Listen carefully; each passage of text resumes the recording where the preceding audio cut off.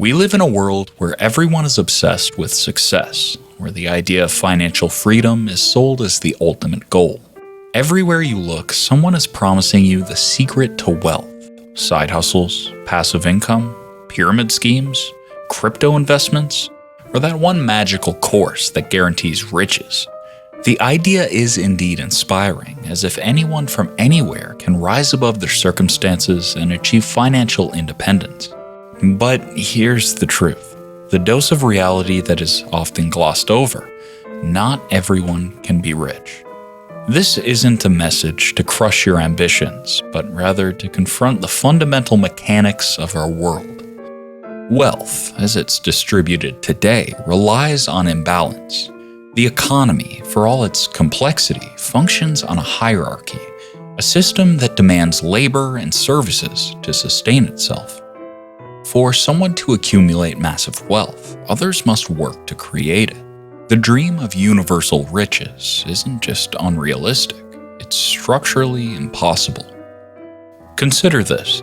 Every successful entrepreneur who makes it depends on the efforts of countless others. A thriving business needs factory workers, delivery drivers, marketers, accountants, and countless other roles filled by people who may never see the same level of financial success. But this doesn't make their work any less valuable. In fact, it's indispensable. However, it's a sobering reminder that the ladder to wealth isn't infinite. Not everyone can be at the top. Someone must hold the foundation steady. The economic structure we live in isn't inherently evil, but it is inherently unequal. Henry Ford once said, "It is well enough that people of the nation do not understand our banking and monetary system, for if they did, I believe there would be a revolution before tomorrow morning." His words highlight the reality that wealth, in large part, depends on the ability to control resources and labor. Ford's own success came from pioneering the assembly line, a system that relied on thousands of workers performing repetitive tasks to build affordable cars. Ford ended up becoming rich and his workers earned a living, but their financial trajectories were never meant to be aligned. Think about it. For every millionaire, there are countless workers ensuring their companies function, assembling products, delivering goods, and providing services.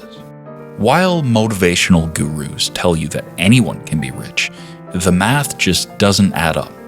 Tell me, if everyone became a CEO, who would manufacture the goods, clean the streets, or drive the buses? And this isn't about resigning to fate, but rather about understanding the system that we operate in. Not everyone can own a yacht or live in a mansion, and that's okay, because the goal isn't to achieve impossible wealth, but to find financial stability and freedom on your own terms. Take The Pursuit of Happiness, for instance.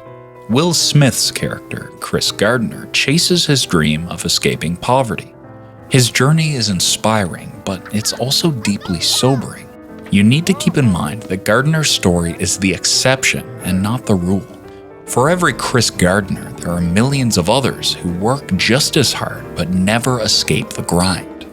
The movie serves as a reminder that financial success often demands sacrifice, relationships, time, and sometimes even health. And yet, it also acknowledges the reality that not everyone has access to the same opportunities, and even if they did, outcomes would likely still be different. The system is inherently uneven, with privilege often playing a bigger role than effort. Motivational speakers often sell us the dream of equal opportunity. They tell us if you work hard enough, you can achieve anything. While hard work is undeniably important, it's not the sole determinant of success. Circumstances, systemic barriers, and plain luck play significant roles. A person born into a wealthy family has access to resources, networks, and safety nets that others might never see. Their starting line is miles ahead of someone working 2 jobs just to make ends meet. It is true that many people do rise above their circumstances through sheer grit and determination, but the narrative that anyone can be rich often dismisses the very real obstacles that many face, and in doing so, it places the blame for poverty on the individual rather than the system. Even the great Warren Buffett famously remarked, "If you don't find a way to make money while you sleep, you'll work until you die." This is a great reminder of the importance of financial planning, but it also highlights the paradox of wealth. The richer you get, the more you realize the system isn't fair. The ultra-wealthy benefit from loopholes, tax advantages, and passive income streams unavailable to the average worker. And while the dream of escaping the grind is sold to everyone, the majority will continue to trade hours for dollars because that's just how the system survives. Now, understanding this dose of reality doesn't mean abandoning your dreams. It just means pursuing them with some clarity and wisdom. Financial freedom is a worthy goal, but it's not the only measure of a fulfilling life. Instead of chasing unattainable ideals, focus on what financial freedom means to you. For some, it's about building wealth. For others, it's about finding stability, reducing debt, or creating a life where money just isn't a constant worry. In Fight Club, Tyler Durden delivers a chilling line. "Advertising has us chasing cars and clothes, working jobs we hate so we can buy stuff we don't need." At its core, the film questions whether financial success and possessions truly lead to fulfillment or if they trap us in an endless cycle of consumption. The protagonist starts the story as a tired office worker who can't sleep, obsessed with his stuff and thinking his worth depends on how much he owns. But the film forces us to confront an unsettling truth. The idea of being complete through material wealth is a lie sold to us by a consumer-driven society, told by big corporations that profit from our insecurities and endless desires for more. When his apartment explodes, destroying his carefully curated possessions, the protagonist begins a journey of self-discovery through destruction. Tyler Durden, his anarchistic alter ego, serves as a mouthpiece for rejecting consumerism, delivering lines like, "The things you own end up owning you." This sentiment exposes the paradox of material wealth. It promises freedom, but often results in enslavement to debt, societal expectations, and an insatiable desire for more.